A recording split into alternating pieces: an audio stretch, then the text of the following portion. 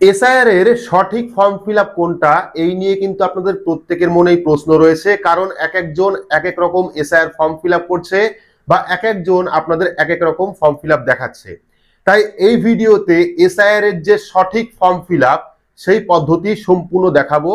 কাদের ক্ষেত্রে কোন নিয়ম থাকবে, কারা কোন জায়গায় ফিল আপ করবে, কারা কোন জায়গায় ফিল আপ করবে না, যদি আপনার বাবা মা মারা গিয়ে থাকে সেক্ষেত্রে আপনার ফর্ম ফিল আপ কেমন হবে, যদি আপনি বিবাহিত মহিলা হয়ে থাকেন সেক্ষেত্রে আপনার ফর্ম ফিল আপ কেমন হবে, যদি আপনার নাম 2002 সালের ভোটার লিস্টে না থাকে সেক্ষেত্রে আপনি কিভাবে ফর্ম ফিল আপ করবেন, এবং যদি আপনার নাম 2002 সালের ভোটার লিস্টে থাকে সেক্ষেত্রে আপনি ফর্মটা কিভাবে ফিল আপ করবেন। পাশাপাশি রিলেশনের যে জায়গা সেটা নিয়ে আপনারা অনেকেই প্রশ্ন করছিলেন, সেই রিলেশনের জায়গা আপনারা কাকে কিভাবে লিখবেন তারও কিন্তু পদ্ধতি অর্থাৎ সঠিক পদ্ধতি আজকের এই ভিডিওতে আপনারা দেখতে পারবেন। আশা করি ভিডিওটি আপনাদের প্রত্যেকেরই কাজে আসবে। শুরু থেকে শেষ পর্যন্ত অবশ্যই দেখবেন। ভিডিওটি ভালো লাগলে লাইক করবেন, চ্যানেলটিকে সাবস্ক্রাইব করে পাশে রাখা বেল আইকনটি প্রেস করে নোটিফিকেশন অল করে রাখবেন, সবার সুবিধার্থে ভিডিওটি শেয়ার করবেন। তো চলুন শুরু করি। তো ফর্ম ফিল আপের প্রথমেই আপনাদের জানিয়ে রাখি, এ পর্যন্ত প্রায় 50টার ওপর ফর্ম আমি ফিল আপ করেছি এবং যে ফরম্যাটে আমি ফর্মগুলো ফিল আপ করেছি সেই ফরম্যাটটাই আপনাদের দেখাবো। পাশাপাশি সেই ফর্মগুলি কিন্তু ইতিমধ্যে বিএলও কালেক্ট করে নিয়েছে। সেখানে এক একজনের এক এক রকম সমস্যা ছিল, তাতে আপনাদেরও সুবিধা হবে। সেই সমস্যা হয়তো আপনাদেরও রয়েছে, সেটা আমি ফর্ম ফিল আপের মধ্যে দেখাবো। আপনাদের সুবিধার্থে কিন্তু আমি দুটো ফরম্যাটই নিয়েছি। একটা হলো যাদের 2002 সালের ভোটার লিস্টে নাম ছিল তারা কিভাবে ফর্ম ফিল আপ করবে, পাশাপাশি যাদের 2002 সালের ভোটার লিস্টে নাম নেই তারা ফর্মটাকে কিভাবে ফিল আপ করবে, সম্পূর্ণ ডিটেলস দেখাবো। এবং যদি আপনি বিবাহিত মহিলা হয়ে থাকেন বা আপনার বাবা মা মারা গিয়ে থাকে সেক্ষেত্রে আপনি ফর্মটা কিভাবে ফিল আপ করবেন সেটাও আপনাদের দেখাবো। তো প্রথমে চলে আসি, যাদের 2002 সালের ভোটার লিস্টে নাম নেই তারা ফর্মটাকে কিভাবে ফিল আপ করবে। তো এবার সবসময় আপনাকে মনে রাখতে হবে যে এই যে প্রথম জায়গাটা, প্রথম যে বক্সটা, এটা কিন্তু প্রত্যেককেই ফিল আপ করতে হবে। এটা হবে 2025 সালের ভোটার কার্ড অনুযায়ী। ভোটার কার্ডে যে সমস্ত ডিটেলস রয়েছে সেটা কিন্তু আপনাকে ফিল আপ করতে হবে 2025 সাল অনুযায়ী। এরপরে চলে আসি ডান দিকে, অর্থাৎ ডান দিকের যে নিচের সাইডটা দেখতে পাচ্ছেন এই সাইডটা, এটা তারাই ফিল আপ করবে যাদের 2002 সালের ভোটার লিস্টে নাম নেই। আর এই পাশটা তারাই ফিল আপ করবে যাদের 2002 সালের ভোটার লিস্টে নাম রয়েছে। ঠিক আছে, এই পাশটা হবে শুধুমাত্র রিলেশনশিপের জায়গা। যদি আপনার নাম 2002 সালের ভোটার লিস্টে না থাকে সেক্ষেত্রে আপনাকে এই জায়গাটা ফিল আপ করতে হবে। এবার ফর্ম ফিল আপের প্রথমে আপনাদের দেখাচ্ছি, যার নামে ফর্মটা ফিল আপ হবে তার কিন্তু প্রথমে ডেট অফ বার্থটা লিখতে হবে। ঠিক আছে, যদি আপনার ভোটার কার্ডে ডেট অফ বার্থ উল্লেখ করা থাকে সেক্ষেত্রে আপনি ভোটার কার্ড দেখে ডেট অফ বার্থটা ফিল আপ করবেন। অনেকের ক্ষেত্রে শুধুমাত্র সাল থাকে, আবার অনেকের ক্ষেত্রে XX দেওয়া তারপরে সাল থাকে। সেক্ষেত্রে আপনি যদি আপনার ভোটার কার্ডে সম্পূর্ণ ডেট অফ বার্থ উল্লেখ করা থাকে অবশ্যই আপনি সেটা লিখবেন। যদি না থাকে সেক্ষেত্রে আধার কার্ড দেখে আপনারা জন্ম তারিখটা লিখে দেবেন। লিখে দেওয়ার পর পরবর্তী পেয়ে যাবেন আধার কার্ড নাম্বার। এটা ঐচ্ছিক, আপনারা চাইলে দিতে পারেন, না হলে নাও দিতে পারেন, তবে চেষ্টা করবেন প্রত্যেকেই আধার কার্ড নাম্বারটা দেওয়ার জন্য। আধার কার্ড নাম্বার দেওয়ার পর মোবাইল নাম্বার, বাড়ির যে কোনো একটি ফোন নাম্বার আপনারা দেবেন, ফোন নাম্বারটা অবশ্যই দিয়ে রাখবেন। ফোন নাম্বার দেওয়ার পর এবার আপনারা পেয়ে যাবেন পিতার নাম অথবা অভিভাবকের নাম। তো এখানে কিন্তু আপনার পিতার নাম দিলে পরে, যদি আপনি পিতার নাম দেন সেক্ষেত্রে কিন্তু পিতার ওপর টিক করতে হবে। কোনো কারণবশত হয়তো আপনার ভোটার কার্ডে অন্য কারোর নাম থাকতে পারে, হতে পারে আপনার বাবা মা আগে মারা গিয়েছে, আপনি আপনার ঠাকুরদা বা ঠাকুমার কাছে মানুষ হয়েছেন, সেক্ষেত্রে আপনার ভোটার কার্ডে আপনার ঠাকুমা অথবা ঠাকুরদার নাম রয়েছে, সেক্ষেত্রে অভিভাবকের ওপরে টিক করে এখানে তার নামটা লিখে দেবেন। তো বেশিরভাগ ক্ষেত্রেই পিতার নাম হবে, সেক্ষেত্রে এখানে পিতার নাম লিখে দেবেন। এবং পিতার নামটা কিন্তু 2025 সালে ভোটার কার্ডে যা রয়েছে, যে স্পেলিংয়ে রয়েছে সেটা আপনাকে লিখতে হবে। লেখার পর পরবর্তী পেয়ে যাবেন পিতা অথবা অভিভাবকের এপিক নাম্বার অর্থাৎ ভোটার কার্ড নাম্বার। এইবার এখানে 2025 সালে আপনার বাবার ভোটার কার্ড নাম্বারটা কোনটা ছিল সেই ভোটার কার্ড নাম্বারটা লিখবেন। লেখার পর পরবর্তী পেয়ে যাবেন মায়ের নাম। তো এখানে জানিয়ে রাখি, যদি কারো বাবা মা মারা গিয়ে থাকে সেক্ষেত্রে নামের আগে আপনারা চন্দ্রবিন্দু ইউজ করতে পারেন অথবা আপনারা LT লিখতে পারেন। যদি আপনার বাবা মা মারা গিয়ে থাকে, বাবা অথবা মা মারা গিয়ে থাকে, তাহলে আগে অবশ্যই চন্দ্রবিন্দু দেবেন অথবা আপনারা LT লিখে দেবেন। পরবর্তী মায়ের নাম, এখানে আপনারা মায়ের নামটি লিখবেন। যদি মায়ের নাম কোনো কারণে না থাকে সেক্ষেত্রে না লিখলেও চলবে। যদি বাবার ভোটার কার্ড নাম্বার না থাকে সেক্ষেত্রে বাবার ভোটার কার্ড নাম্বার না লিখলেও চলবে। অনেকের ক্ষেত্রে হয় বাবার হয়তো ভোটার কার্ড নেই বা অনেক পুরনো, অনেক আগে মারা গেছেন, সেক্ষেত্রে ভোটার কার্ডটি নেই, না লিখলেও কিন্তু চলবে, ভোটার কার্ড নাম্বারটা না লিখলেও চলবে। এবার আপনারা মায়ের ভোটার কার্ড নাম্বারটা লিখবেন। মায়ের 2025-এ যে ভোটার কার্ড রয়েছে সেই ভোটার কার্ড দেখে ভোটার কার্ডের নাম্বারটা লিখবেন। লেখার পর পেয়ে যাবেন স্বামী স্ত্রীর নাম। যদি আপনি বিবাহিত হয়ে থাকেন সেটা পুরুষ হতে পারে, মহিলা হতে পারে। যদি আপনি পুরুষ হন সেক্ষেত্রে স্ত্রীর ওপর টিক করে আপনার স্ত্রীর নাম এখানে লিখবেন, ঠিক আছে, 2025 সাল অনুযায়ী। এবার যদি আপনি স্ত্রী হয়ে ফর্মটা ফিল আপ করেন, অর্থাৎ মহিলা হয়ে ফর্মটা ফিল আপ করেন, সেক্ষেত্রে স্বামীর ওপর টিক করে আপনার এখানে স্বামীর নামটা লিখে দেবেন। যদি আপনি অবিবাহিত হন সেক্ষেত্রে এই জায়গা ফিল আপ করার দরকার নেই।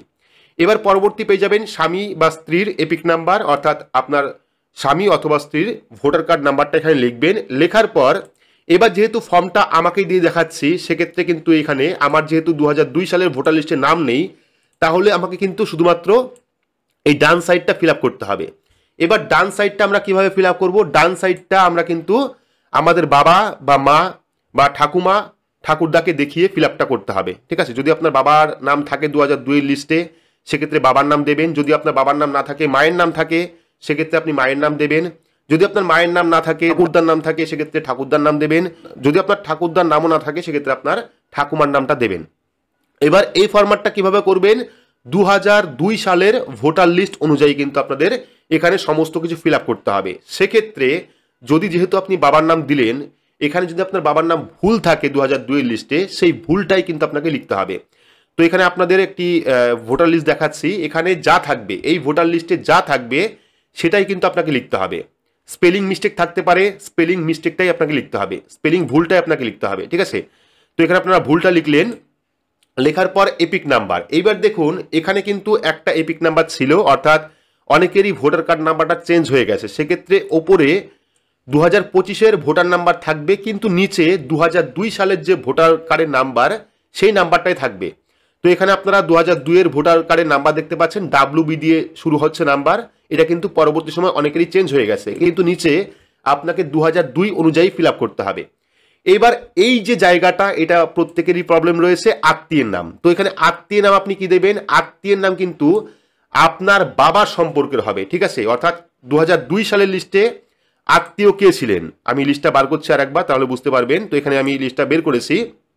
এবার দেখুন এখানে ধরুন আপনার বাবার নাম রয়েছে 2002 সালের লিস্টে, ঠিক আছে, এবং পাশে আপনার বাবার যে ভোটার কার্ডে যার নাম ছিল সেটা আপনার ঠাকুরদা হতে পারে বা আপনার ঠাকুমা হতে পারে, সেটা আপনাকে লিখতে হবে। এবং পাশে যে সম্পর্ক রয়েছে সেই সম্পর্কটা আপনাকে লিখতে হবে। এখানে যদি স্বামীর বদলে পিতাও থাকে, সেক্ষেত্রে কিন্তু পিতাই আপনাকে লিখতে হবে। এক কথায় বলতে গেলে 2002 সালের লিস্টে যা সম্পর্ক রয়েছে আপনাকে সেটাই লিখতে হবে, এবং যে স্পেলিংয়ে ভুল থাকলে ভুল, ঠিক থাকলে ঠিক, সেটাই কিন্তু আপনাকে লিখতে হবে। ভুল হলে ভুলটাই লিখতে হবে। সেক্ষেত্রে আপনার বাবার নাম এখানে গেল। এর পরবর্তী বাবার নাম, ঠিক আছে, বাবার নাম অর্থাৎ আপনার ঠাকুরদার নাম। এখানে কিন্তু আত্মীয়ের ক্ষেত্রে অনেক সময় বাবা হতে পারে, মা হতে পারে, ঠাকুমা হতে পারে বা ঠাকুরদা হতে পারে, সেটা আপনাকে দেখে লিখতে হবে। এবার পরবর্তী সম্পর্ক, অর্থাৎ আত্মীয়ের সঙ্গে সম্পর্ক কি রয়েছে, এখানে কিন্তু অনেকেই গুলিয়ে ফেলছেন। অনেকেই কিন্তু বলছেন যে আপনার সঙ্গে, অর্থাৎ যার এসআইআর ফর্ম তার সঙ্গে সম্পর্ক লিখতে হবে। এটা কিন্তু নয়। আপনি যাকে রিলেটিভ রাখছেন তার সম্পর্ক কিন্তু কি হয় সেটা লিখতে হবে। তার বাবা হতে পারে, মা হতে পারে, সেটা কিন্তু লিখতে হবে। আপনার সঙ্গে কি সম্পর্ক সেটা আপনি লিখবেন না, আপনার বাবার সঙ্গে কি সম্পর্ক সেটা আপনি লিখবেন, কারণ এটা কিন্তু আপনার বাবার ডিটেলস যাচ্ছে, বা যাকে আপনি রিলেটিভ রাখছেন তার ডিটেলসে কিন্তু এটা যাচ্ছে। তো এবার আত্মীয় ধরন অর্থাৎ সম্পর্কের পর চলে আসবে জেলা। আপনার জেলা কোনটা ছিল 2002 সালে, সেই জেলা নাম লিখতে হবে।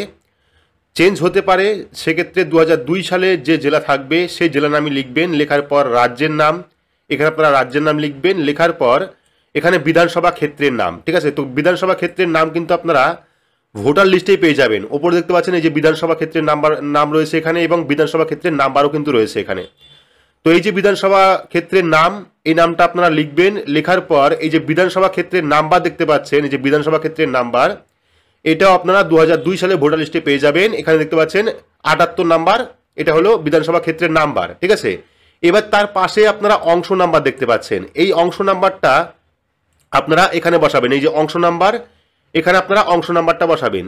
এর পরবর্তী চলে আসবে ক্রমিক সংখ্যা, অর্থাৎ কত নাম্বার সিরিয়ালে আপনার নাম রয়েছে বা আপনার বাবার নাম রয়েছে, সেটা আপনাকে সিরিয়াল অনুযায়ী কত নাম্বার সিরিয়ালে নামটা রয়েছে, 15, 16 বা 513, 514, যে সিরিয়ালে নামটা থাকবে সেই সিরিয়াল নাম্বার কিন্তু এখানে লিখতে হবে। এটা গেল 2002 সালে যাদের ভোটার লিস্টে নাম নেই তাদের জন্য। এটা কিন্তু ছেলে মেয়ে সবার জন্য একই নিয়ম।